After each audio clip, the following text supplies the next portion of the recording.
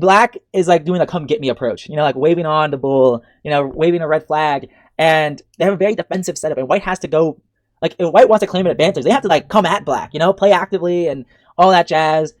Hi everyone, this is round 4 of the Lehigh Valley Open. I'm playing a 1700 in this round, and I entered this round with 3 points out of 4. So I'm hoping to keep the winning going and hopefully win some money in this tournament. This tournament was game in 30, delay 5, so very quick for a classical rated tournament, but it still affects the classical rating, so I have to try my best and do well here. I start out with e4, my opponent plays e5, and I play into the Italian. And he plays a major sideline with the move bishop e7. Chess.com calls it the Hungarian defense. I see it occasionally in online games, but not very often. And one of the ideas is to just avoid opening theory. Like, that's like people who usually play this, they just don't like opening theory, and they're like, okay, bishop e7, there's no opening theory. The downside is there's a reason why there's barely any opening theory in after a move like bishop e7 is because it's just not very good. Like, the bishop on e7 is not really helping control the center compared to a knight on f6 or a bishop on c5. So the most principled thing to do after bishop e7 is go d4, and that's what I play. And now he takes, I take, and now it's like a scotch. In this position, like it's like a scotch here, but he played bishop e7, which just feels like a weird move. Definitely a passive move for sure. So now he plays knight f6, I play knight c3, and he plays d6. So he attacked my pawn, I defended my pawn. He moves his own pawn forward, so his bishop can move too. And yeah, it's very pleasant position for me. I play f3. Which is not necessary. I could have just castled, which is totally fine, totally normal. But I was like, what if I just play f3 and play very confidently and make him think that, hey, I might castle queenside. That was like legitimately my idea. Like, for example, if he castled bishop e3, bishop d7, queen d2, h6, castles. Like, this could totally happen. Like, I could totally do this. Like, why not? Like, I'm going to play super aggressively. I'm going to throw the kitchen sink at you. And yeah, I do not mind playing like this. And he was already taking a lot of time in the opening. Like, let me pull this up here. So probably after f3, he played bishop d7, and he had 21 minutes on the clock. So I already have a 7-minute time advantage, and it's a short time control. So I thought, I'm going to play confidently, aggressively, and fast. So the triple whammy. And actually, I'm going to turn these blinds up a little bit. It's kind of blinding. Okay, perfect. So that was my idea. I play bishop e3, and he plays a6. And I was analyzing this game with some masters, and one of the 2300s said, oh wait, I think we were analyzing this position before bishop d7. So I think I got this position wrong when I was analyzing it with them, because the bishop was not on d7 when we were analyzing. But one of the ideas is that, like, if black goes a6 now, white can claim that it was a waste of time by taking on c6.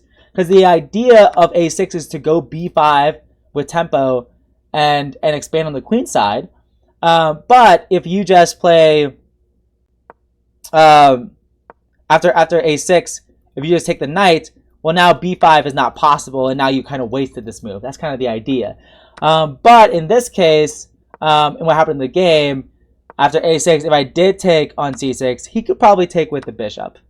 That being said, I don't think it's that good for him, because the bishop is staring into a brick wall in this case, but maybe he wants to eventually prepare d5, although I have really great control of the d5 square as of now. But so maybe I wouldn't want to play this. But after a6, I do end up playing a4, which, like, now since I've played a4, I'm not castling queenside. I'm not castling queenside.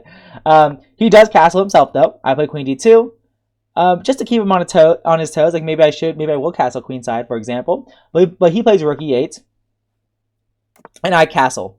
If I did castle queenside, he could probably play b5. Oh, whoops.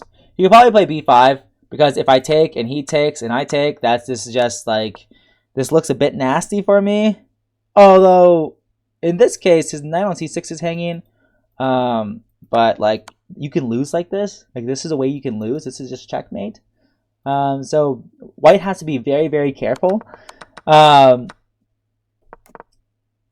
definitely don't want to castle queenside because he can just play b5 and open up the queenside, and that's bad news bears.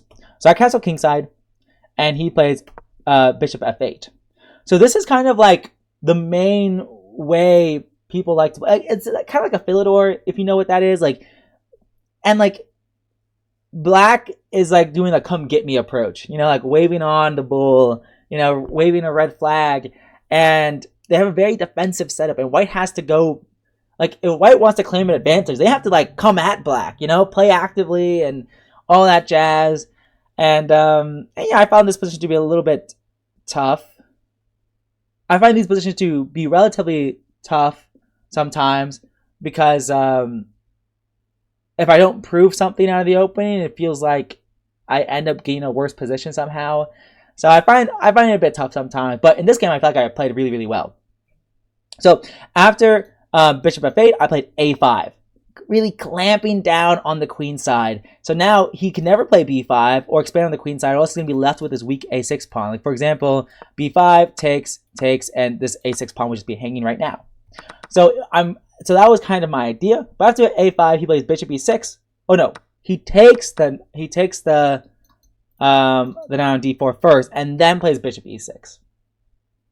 And the people I was analyzing with, they said, oh, I could play bishop d3, and then maybe even rook a1 and f4 and maybe f5 in some cases. Like, maybe this is a good way to play. Like, don't trade bishops here.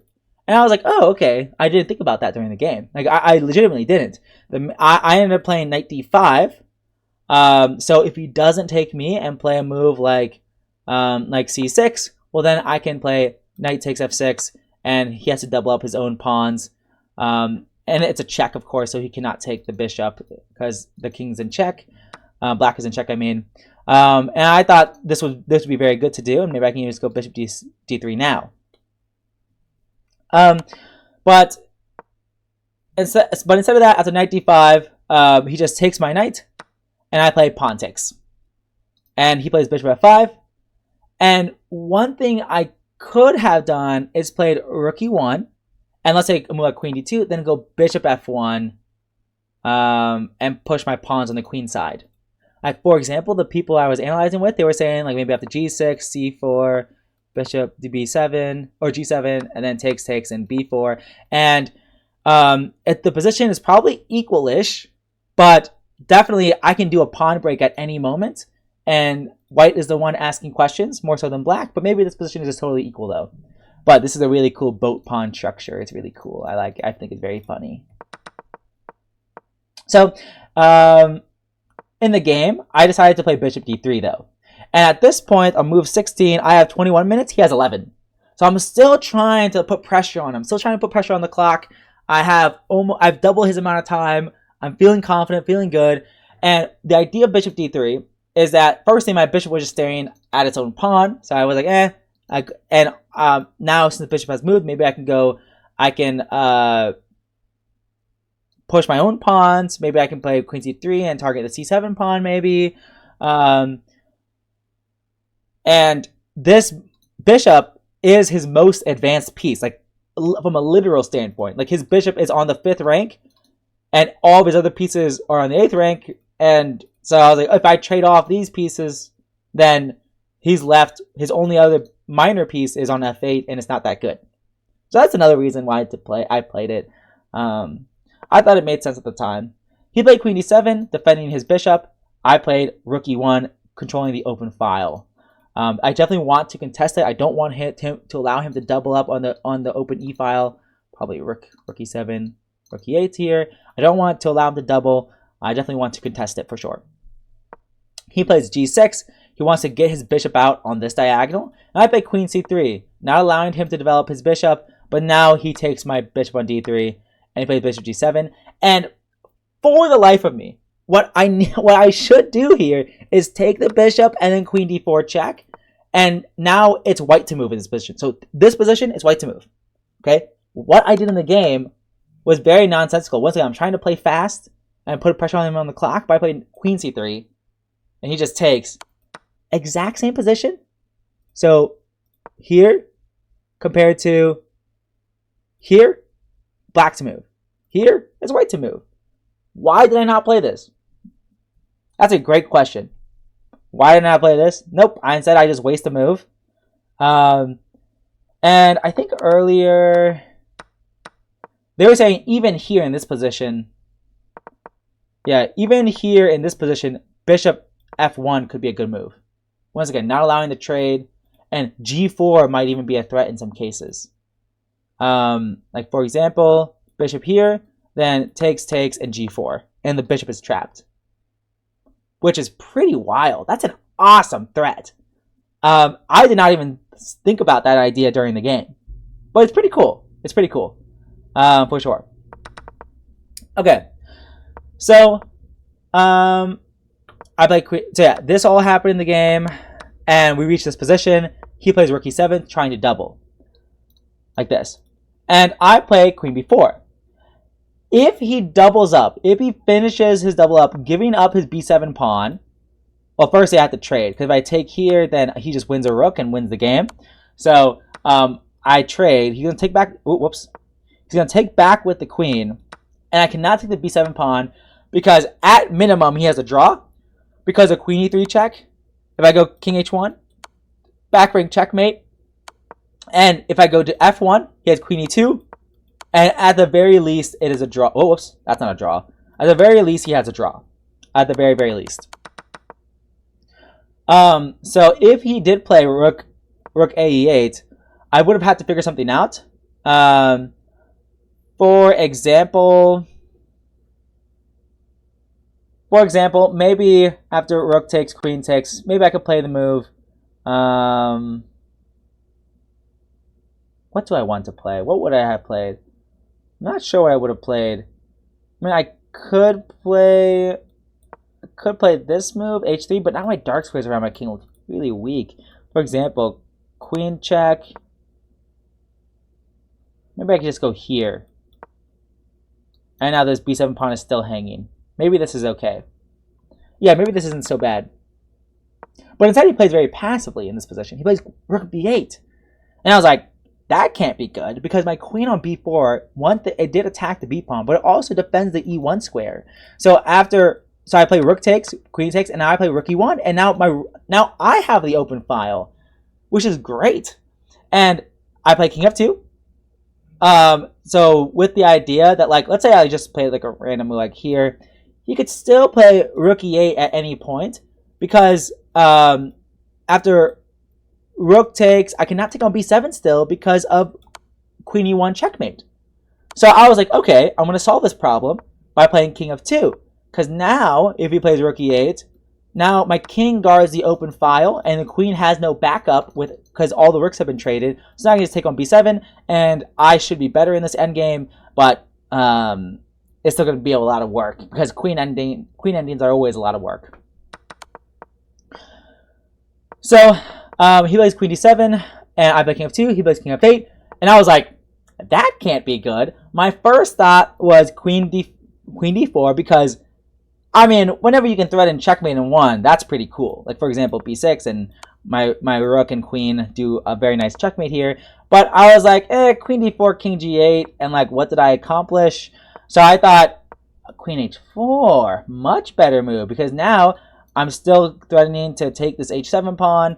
And if he goes king g8, which is what he did in the game, well, now rook e7. And now, I took the open file. I'm on the 7th rank. Like, what more could I ask for? This is awesome. This is awesome. So he goes queen f5, threatening the c2 pawn with check. But now I take the c7 pawn, guarding my pawn. But now he takes a d5 pawn. And I double up on the 7th rank. And now I'm attacking b7. I'm attacking f7. I have the maximum activity. But my king's a bit naked. But the beautiful thing is, after queen d2 check, king g3, there are no more checks. There are no more checks. This is awesome. This is awesome. It's quite airy around my king right now, but it doesn't matter. It doesn't matter. There are no checks here. And he plays queen d5. And here I'm like, dude, like he's defending everything by the skin of his teeth, but I don't think that's good enough. I'm going to play rook d7, and now he cannot defend this d6 pawn, and then he plays queen e5 check. And now I tank in time. Like, I think at this point, queen e5, this is move 31. I had 12 minutes, and I think all the way down to 3 minutes here. Because I thought I was winning. You know, I'm playing fast. Like, after, 5 moves ago, he went down to 3 minutes. Like 5-6 moves ago. So I have like a quadruple time advantage. And I'm like, oh my gosh, I'm not winning. Like, at first, I'm like, oh man, if I can attack this pawn, I want to induce f6, because now the king can never come close, or else I'm going to take the h7 pawn. And if his rook ever moves, I'm taking the b7 pawn. I'm like, wow, this is awesome. And then I realize, wait a second, rook c8. And I'm like, he attacks my pawn. And I'm like, okay. Well, now if c3, then rook c5. Defending and attacking. And I'm like, oh my gosh. Because now if I take, he takes. And I could maybe still be pushing in this position. Like, maybe after b4. Like, I don't know about this. He could even play a5, for example. Although, wait, this could be losing. But maybe it's not. It's probably a draw. And, I'm sitting here with like, 12, 11 minutes on my clock. And I'm like, oh my gosh, oh my gosh, oh my gosh, oh my gosh. Like, what I do? Because, well, what other options do you have, Nathan? Well, my other option is f4. f4 is my other option. And he doesn't have any checks on e3 or e1 because my queen still sees him. And the idea is that after queen takes and rook takes, now the pawn is still on d6 and is isolated. That's the idea. But I couldn't figure it out. And so, and I was going to, and if rook c8, c3, and still probably rook c5, and I thought it was basically the same thing. So I couldn't figure out which one was better, whether to take on e5 with my queen or play f4. And it's so beautiful how there are no checks against the king. He does have the option.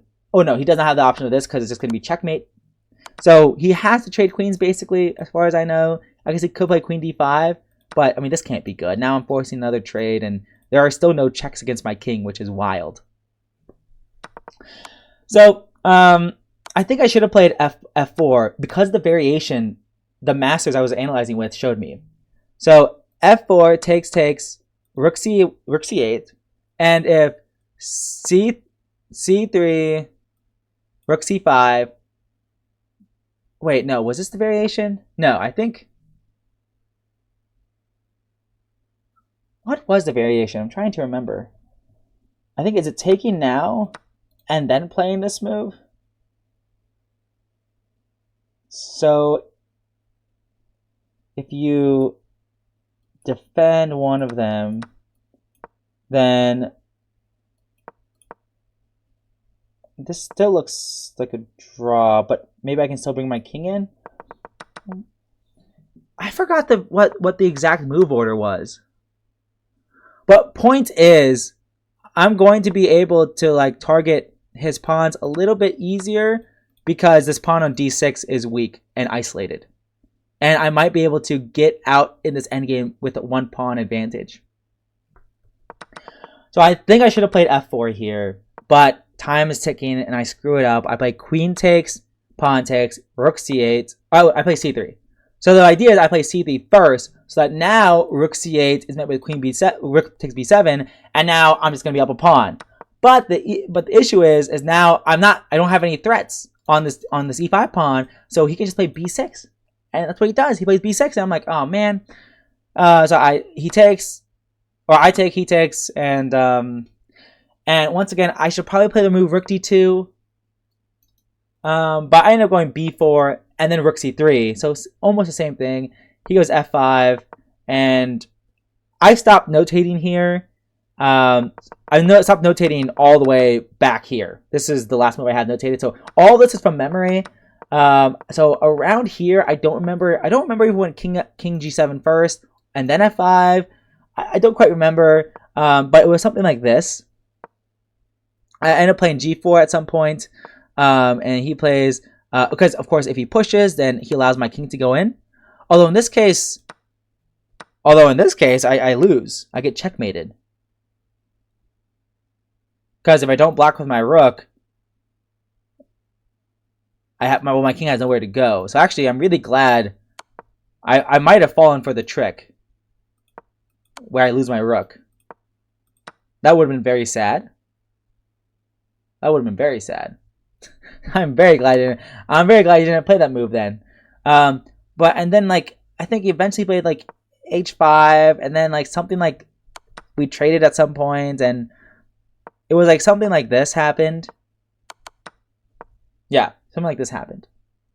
I don't remember. Like maybe he could have played this move. But at any point, if he gets like black may be playing to lose at this point because of b3, b5. Yeah, this should be losing for black. Probably. Although this still might be a draw. No, it shouldn't be a draw because now, oh my goodness, it's a draw. Okay, anyways, it doesn't matter. Point is, we've reached this position, and it's a dead draw. We shuffle around, and that's it. And that was the game. So I thought I played a pretty good game with a few exceptions. So firstly, I don't think I needed to go. I think the f3, bishop e3, queen d2 stuff was fine. It's not great, but not bad at all. This is totally fine.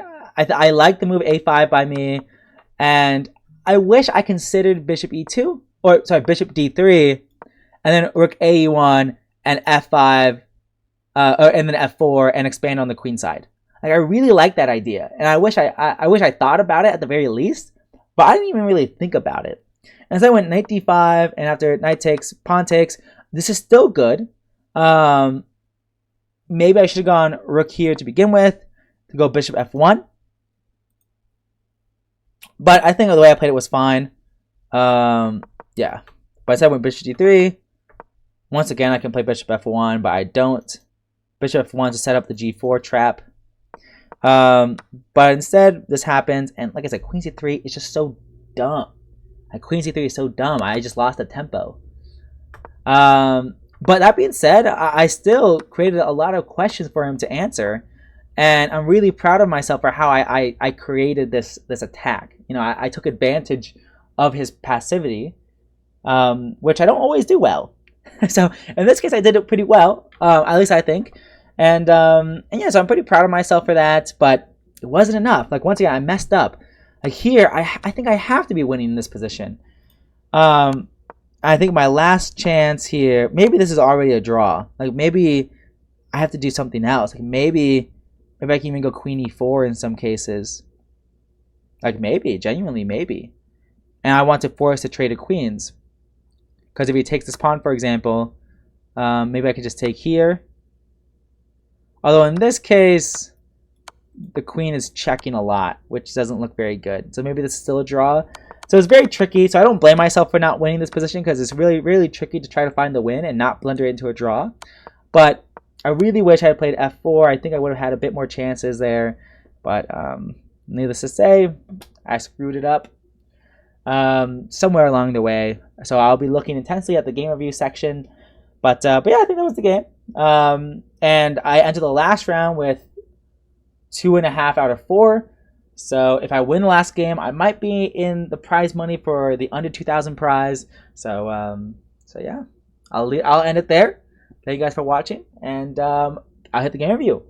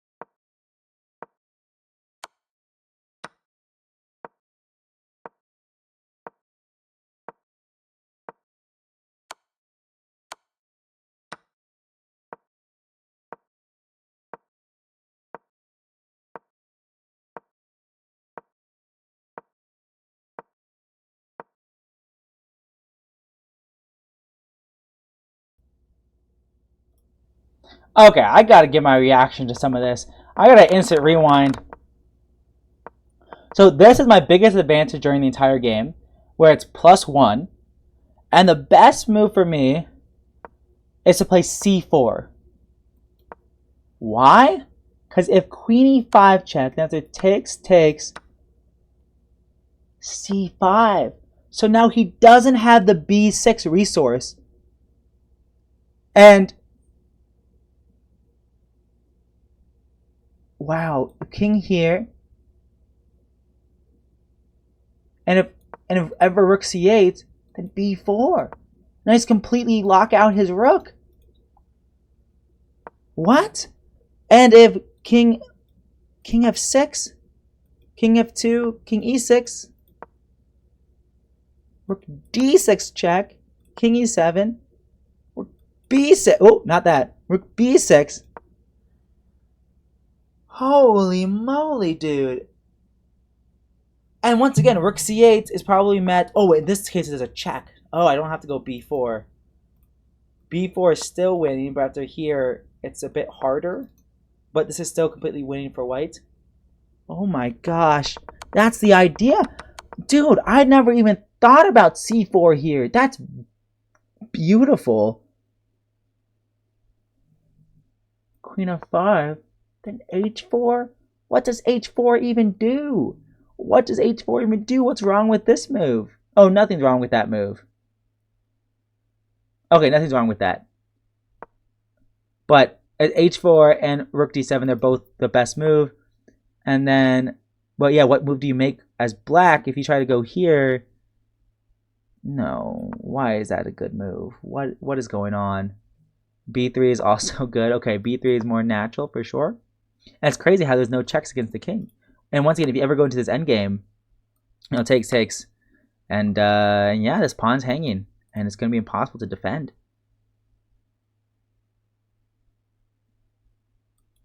Oh, yeah, this pawn just straight up hanging. Yeah, rook d5 is also apparently very good as well. I guess this isn't as good because of this move, I guess. But it's still just as winning. Okay, anyways. I just had to go over that because, like, what? c4 being the best move there. That's so beautiful. That is so beautiful. Anyways, I will see you guys in the next one. Peace.